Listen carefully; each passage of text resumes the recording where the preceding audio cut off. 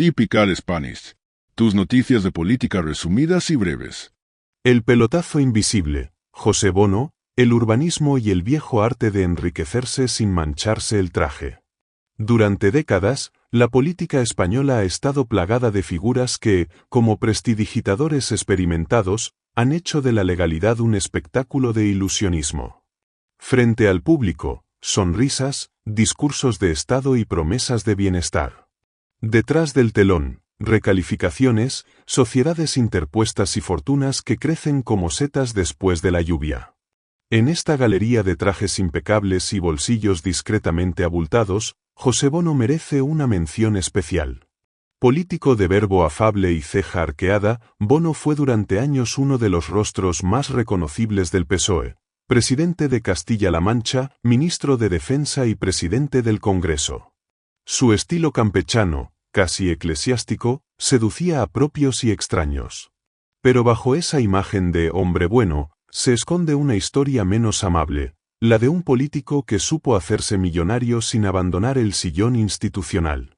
Este es el relato, no oficial, de cómo José Bono pasó de político profesional a empresario inmobiliario con olfato de tiburón, y cómo el pelotazo urbanístico fue el hilo invisible que unió su vida pública con su fortuna privada. Porque si algo ha caracterizado a muchos dirigentes en España, es su capacidad para alterar las circunstancias legales, administrativas y sociales, siempre en la dirección en la que sopla el dinero. El arte de urbanizar sin mancharse. Para entender el caso Bono hay que entender primero cómo funciona un pelotazo urbanístico en España. No se trata simplemente de comprar barato y vender caro.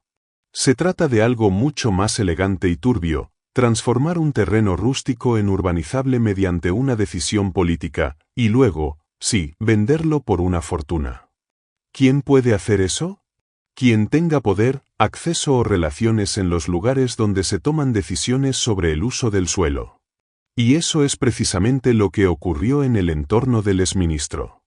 La clave del escándalo estuvo en Toledo, y más concretamente, en el municipio de Olías del Rey, donde la familia Bono, a través de sociedades inmobiliarias como Hípica Almenara S.L., participó en operaciones inmobiliarias que se revalorizaron mágicamente gracias a recalificaciones y decisiones urbanísticas tomadas por administraciones controladas por, sorpresa, el PSOE de Castilla-La Mancha. Un ejemplo especialmente revelador fue la compra de unos terrenos rústicos que, gracias a una recalificación, multiplicaron su valor de forma descomunal. ¿Quién los compró? Sociedades vinculadas a la familia Bono. ¿Quién aprobó la recalificación? Un ayuntamiento gobernado por su mismo partido. ¿Quién se benefició económicamente? La respuesta está en las cuentas bancarias, no en las hemerotecas. El patrimonio que crecía como los ladrillos. En 2007, cuando Bono aún ocupaba cargos institucionales de peso, su patrimonio personal se estimaba en más de 1,8 millones de euros. Para muchos, esa cifra ya resultaba desconcertante. Durante más de 30 años, Bono había sido político de carrera. ¿Cómo es posible que alguien que ha vivido del erario público acumule semejante fortuna, casas de lujo, fincas, caballos pura sangre y hasta una hípica con hotel y restaurante? Su justificación fue, como siempre en estos casos, una mezcla de herencias familiares, inversiones acertadas y ayudas de amigos empresarios. Pero algunos datos no encajaban. Por ejemplo, su hija Amelia Bono, entonces veinteañera, aparecía como administradora de sociedades inmobiliarias que movían cifras millonarias. Su hijo, José Bono Jr., también estuvo vinculado a movimientos empresariales sospechosamente exitosos para su edad y experiencia. El periodista Ernesto Ekaizer, en uno de sus libros, describe el fenómeno como capitalismo familiar de partido. Es decir, usar las estructuras del poder político para favorecer, de manera no siempre ilegal pero sí profundamente inmoral, el enriquecimiento de uno mismo y de los suyos. Porque en el caso Bono no hubo, hasta hoy, condena penal. Pero sí hubo una operación perfectamente sincronizada entre lo público y lo privado, entre decisiones urbanísticas y negocios familiares, que constituye un ejemplo de libro sobre cómo el poder político en España ha sido, muchas veces, una plataforma de enriquecimiento personal más eficaz que cualquier MBA. Hípica, lujo y recalificaciones, el triángulo perfecto.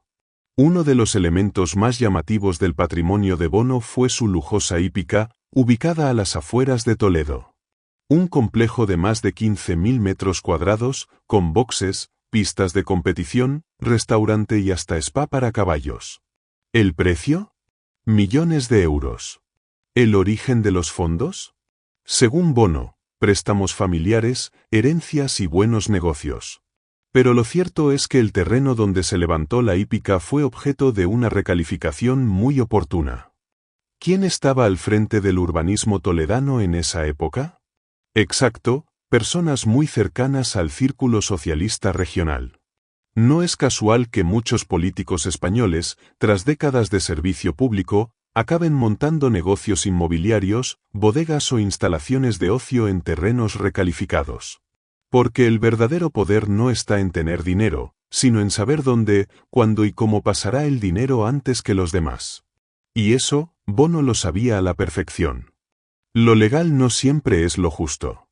Los defensores de Bono, que aún los tiene, insisten en que todo lo que hizo fue legal. Y puede que tengan razón. Pero aquí entra en juego una verdad incómoda: lo legal no siempre es lo ético. Lo legal puede ser perfectamente inmoral. El problema con el pelotazo urbanístico no es solo que enriquece a los poderosos. Es que lo hace a costa del interés público.